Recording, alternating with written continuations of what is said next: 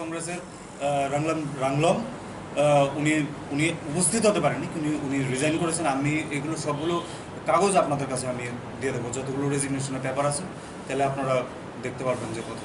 দাদা, বিভিন্ন সময়ে বিভিন্ন মহল থেকে কংগ্রেসের ইউথ কংগ্রেস স্টেট কমিটির থেকে করেছে, বেশিরভাগ করেছে। এখানের মধ্যে উপস্থিত আছে আমাদের ভাইস প্রেসিডেন্ট আছে নেপোলিয়ন ত্রিপুরা, ওদিকে ভাইস প্রেসিডেন্ট রয়েছে আমাদের লিটন ঘোষ। তারপর এখানে আমাদের স্টেট কমিটির বিভিন্ন সেক্রেটারিজ, জেনারেল সেক্রেটারিজ রয়েছে এবং ডিস্ট্রিক্ট প্রেসিডেন্ট আমাদের সাথে যারা ইউথ কংগ্রেসে কাজ করতো। এখানে আমাদের অমরপুর আর Udaipur district youth Congress president আছে সুমন ইসলাম। তারপরে এখানে মধ্যে রয়েছে আমাদের কৈলাসহর জেলা যুব Congress president Abdul Matin, Prosenjit Tripura south Tripura district president রয়েছে। অন্যরা আজকে অনেক দূরে আছে। কতজন রয়েছেন যারা আপনারা ইউথ কংগ্রেস থেকে রিজাইন করেছেন? পোস্ট হোল্ডার অ্যাবাভ, মানে main post holder, important post holder above 30 তো হইব, আরও বেশি হবে, 40-50 এরকম। মানে যারা district president, state committee, block president, different office bearer যারা 50 জনের কাছাকাছি আপনারা রিজাইন করেছেন।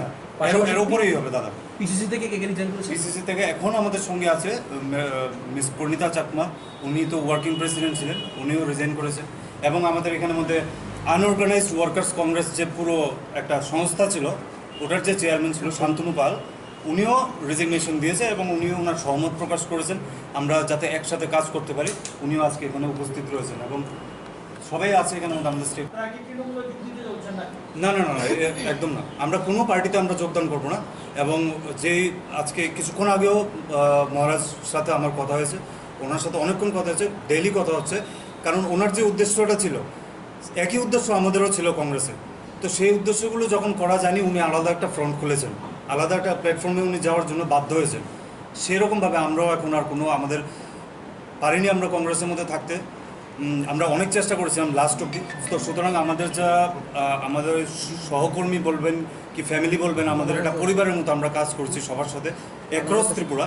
আমরা সবাই একটা নতুন প্ল্যাটফর্মে আমরা আসছি, যেখানে হয়ে আমরা, কারণ মহারাজের যেটা চিন্তাধারা রয়েছিল, উদ্দেশ্য যখন এক থাকবে, ওনার সাথেও কথা হচ্ছে, তো মিলে মিশে একসাথে কিছু করা হবে। কোনো পার্টিতে আমরা যোগদান করার কোনো রকম প্রশ্ন নেই। এরকম অনেকে দেখছি ফেসবুকে বা অনেকখানে সোশ্যাল মিডিয়া অ্যাপ্লিকেশনে লেখছে যে বিজেপিতে যোগদান করবো, তৃণমূলে যোগদান করবো। এগুলো একদম সম্পূর্ণ ভুল, বিভ্রান্ত চলছে। আপনি মহারাজের সাথে হাত মিলাবেন এরকম আমরা আশা করতে পারি? অবশ্যই ওনার আগে উনি আমার সবসময়, আমার না সবার হৃদয়ে রয়েছে, ঠিক আছে। ওনার যেটা উদ্দেশ্য, ওনার যেটা কাজ করার স্টাইল ছিল, আমরা সবাই ভালোবাসতাম। এবং as a young dynamic leader ওনাকে আমরা পেয়েছিলাম কংগ্রেসে। তারপরে উনি চলে যাওয়ার পরে আমরা অনেক স্ট্রাগল করে আমরা যা ধরে রেখেছি ওইটা ধরে রাখতে আমরা ওইখান থেকে আরও আমরা অ্যাচিভ করেছিলাম, তা না যে অ্যাচিভ করিনি, কিন্তু এটা খুব কষ্ট হচ্ছিল, ডিফিকাল্ট। কারণ কি, যদি ডিসিশন মেকিং ক্যাপাসিটি না থাকে, যে আমরা কোনো একটা জিনিস সংশোধন করতে পারবো না, ভুলটাকে সংশোধন করতে পারবো না, তাহলে তো ব্যর্থতার শিকার আবার হতে হবে।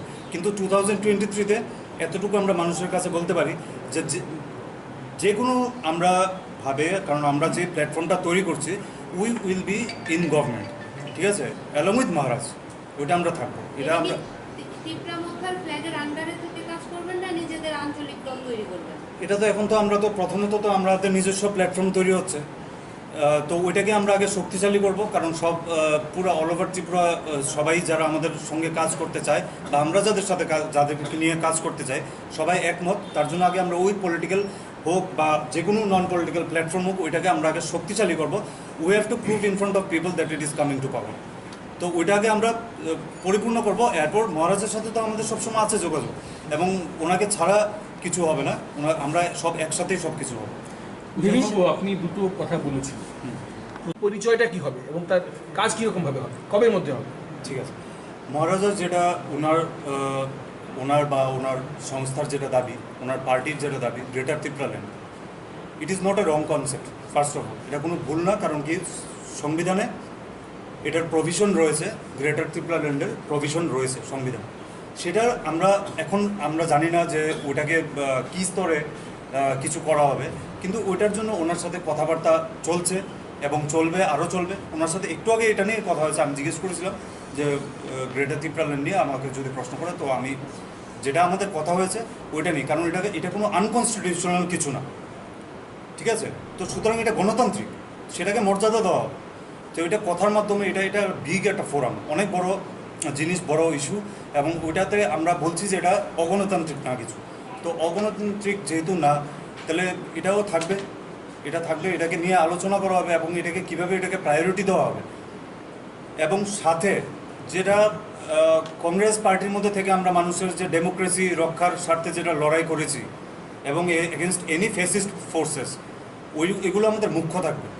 সাইড বাই সাইড যেটা ওনার দাবি রয়েছে এগুলোকেও সব কিছু একসাথে নিয়ে আমরা করা হবে, কারণ কি এগুলো সব ফর দ্য বেনিফিট, সব মানুষের বেনিফিটের জন্য করা হয়েছে। তো অগণতান্ত্রিক যদি কিছু না থাকে, গণতন্ত্রের মধ্যে যদি তার প্রভিশন থাকে, সেটার সঙ্গে সহমত হওয়া বা কিছু করা, এটা তো it's not a wrong thing, ঠিক আছে। আর যেটা আপনি জিজ্ঞেস করছেন যে অ্যাজ এ পলিটিক্যাল প্ল্যাটফর্ম, এখন ফার্স্ট অফ অল আমাদের যদি কোনো রকম এরকম সিদ্ধান্ত থাকতো যে আমরা কোনো পার্টির সাথে চলে যাব, তৃণমূল, তিপ্রামোঠা তো আর বিজেপি এসব যেগুলো ছড়াচ্ছে, তো আমাদের এরকম কোনোদিনই কোনো সিদ্ধান্ত ছিল না। আমাদের সিদ্ধান্ত ছিল যে মানুষের স্বার্থে লড়াই করা। সেই লড়াই অন্যান্য যেগুলো পার্টির আপনারা নাম বলেছেন, যেরকম বিজেপি, তৃণমূল, এগুলোর মধ্যে গিয়ে ওই প্ল্যাটফর্মটা থাকবে না।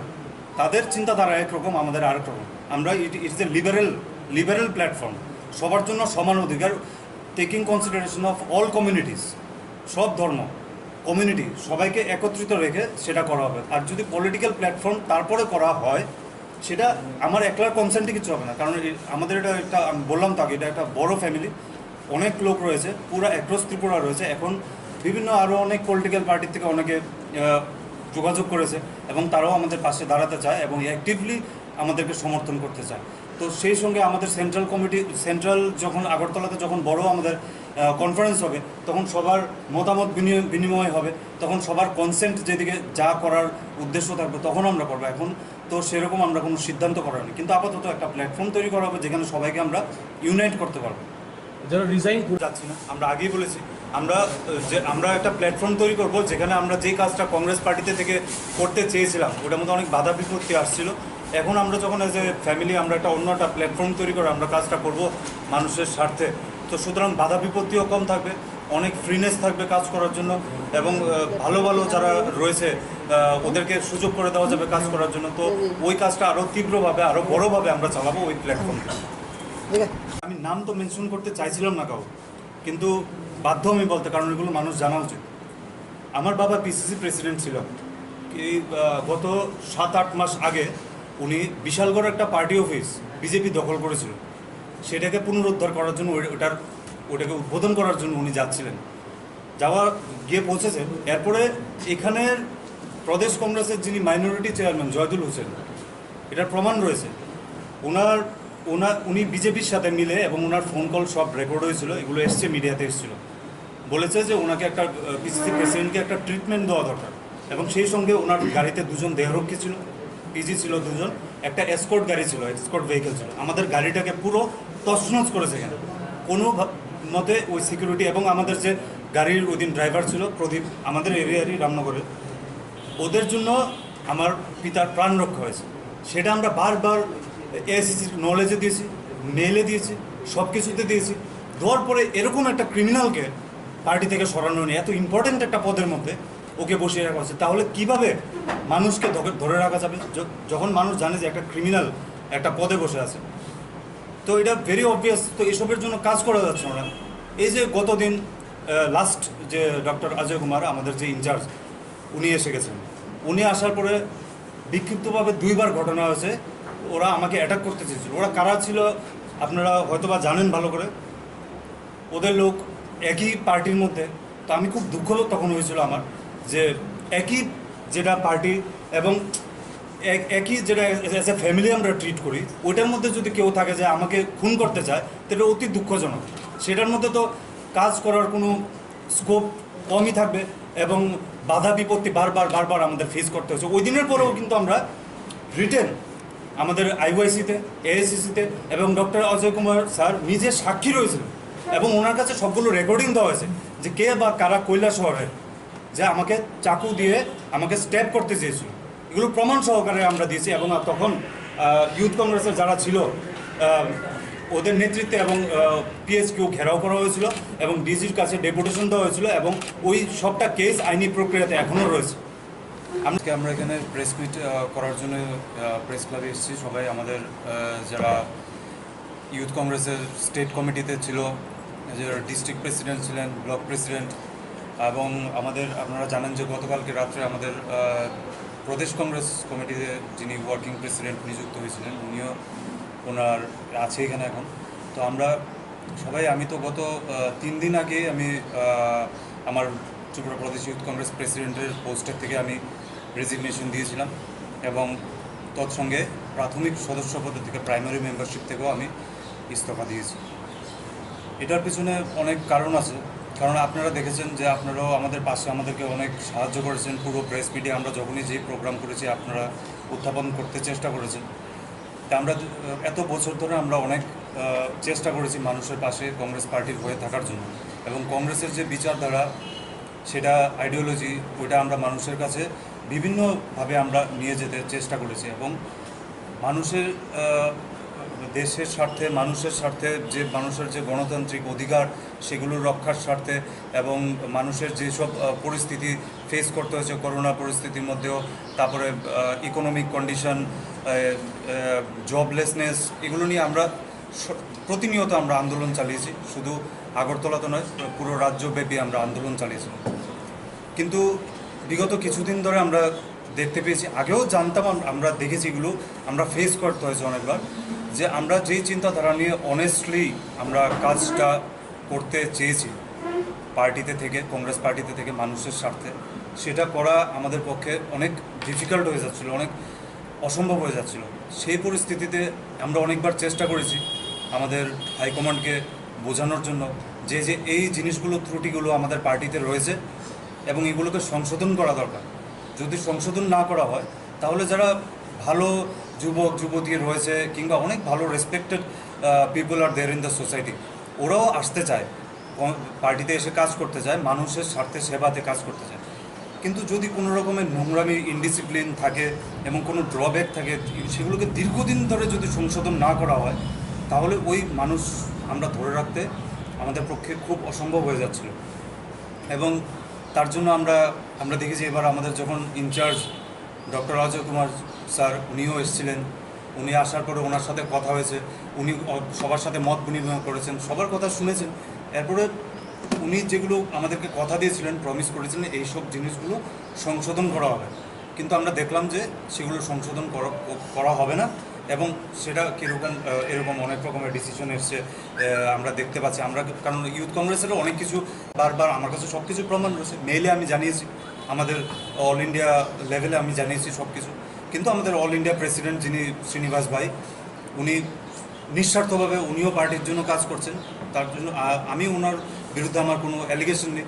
কিন্তু সবসময় আমরা দেখতে পাই যেটা সোনিয়া গান্ধী, রাহুল গান্ধী ওই জায়গাতে ঠিক আছে, কিন্তু এই যে মাঝখানের যে ব্যাপারটা, প্রদেশ এবং এআইসিসি, ওইখানের যে মাঝখানে যে ব্যাপারটা থাকে, ওইটার মধ্যে একটা গ্লিচ সবসময় থাকে। কোনো না কোনো একজন ইনচার্জ আসে যে ত্রিপুরার ব্যাপারটা, মানসিকতাটা বুঝতে পারে না, বুঝতে চায় না, বুঝেও বুঝে না, এবং কোনো কিছুর মধ্যে ওরা একটা ইনফ্লুয়েসড হয়ে যায় অন্যদিকে। তো সেইগুলো পার করে কাজ করা, এখানের মধ্যে দীর্ঘদিন ধরে কাজ আমরা করছি মানুষের স্বার্থে, এগুলো আর ধরে রাখা আমাদের জন্য সম্ভব হচ্ছিল না। তাই যে সময়ে আমরা পদত্যাগ করার সিদ্ধান্ত নিয়েছি, এবং এটা আমার একলার সিদ্ধান্ত হয়নি, আমি আমাদের যারা এতদিন কাজ করেছি একটা পরিবারের মতো, পুরো ত্রিপুরা রাজ্যে সবাই আছে, এবং তাদের সাথে মত বিনিময়ের সাথেই আমি পদত্যাগ করেছি। করার পরে এবং আমরা স্ট্যান্ড নিয়েছি যে সামনের দিনে what will be the future course of action. তো এগুলো আমরা পরিপূর্ণ করব। আমরা নিজস্ব একটা প্ল্যাটফর্মে আগে আসতে হবে আমাদের, কারণ আমরা সবখানে কথা বলেছি এবং অনেক ফোন কলস আসছে সারা রাজ্যের থেকে, যারা আগে কংগ্রেসে ছিল না, অন্যান্য পার্টিতে ছিল বা আইডেল বসেছিল, ওরাও এখন চায় যে ওরা আমাদের সাথে আসে এক মঞ্চে একটা মানুষের স্বার্থে কাজ করার জন্য, মানুষের গণতন্ত্র রক্ষাতে লড়াই করার জন্য। তো তার জন্য আমরা ওইখানে সহমত হয়েছি। এবং আপনারা দেখেছেন যে 2015 থেকে যে প্রদেশ কংগ্রেসের কমিটি, ওইটাই চলে আসছে। এর মাঝখানে এখন যিনি আজকে প্রেসিডেন্ট নিযুক্তি হয়েছেন গতকালকে, ওনার নেতৃত্বে আগে আমরা কাজ করেছি, চেষ্টা করেছি দল সংগঠিত করার। এবং ওই কমিটি যেটা রয়ে গেছে, এরপরে এসছে মহারাজ প্রদ্যুৎ কিশোর মানিক্য, উনি এসছেন as a president, PCC president. 9 মাসের উপরে উনিও স্ট্রাগল করতে হয়েছে, অনেক চেষ্টা করেছে উনি এগুলো সংশোধন করার জন্য।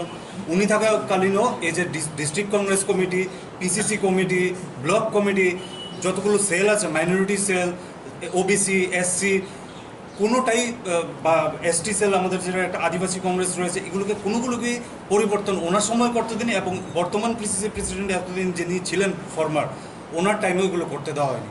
তো সব কিছু মিলিয়ে একটা ব্যর্থতায় আমরা বারবার ব্যর্থতার শিকার হচ্ছিলাম। এবং 2008, 2013 এত লম্বা আমি বলতে চাই না, এগুলোর মধ্যেও কংগ্রেস আসার কথা ছিল, কেন বা কী কারণে আসেনি এগুলো সবার জানা আছে। 88 to 93 গভর্নমেন্ট ফলের কারণে পিছনে কারা রয়েছে এগুলো সবার জানা আছে। তার জন্য আমরা যখন কংগ্রেস হয়ে মানুষ আমাদেরকে দেখে করা হয়নি, করা হবে ভেরি শর্টলি।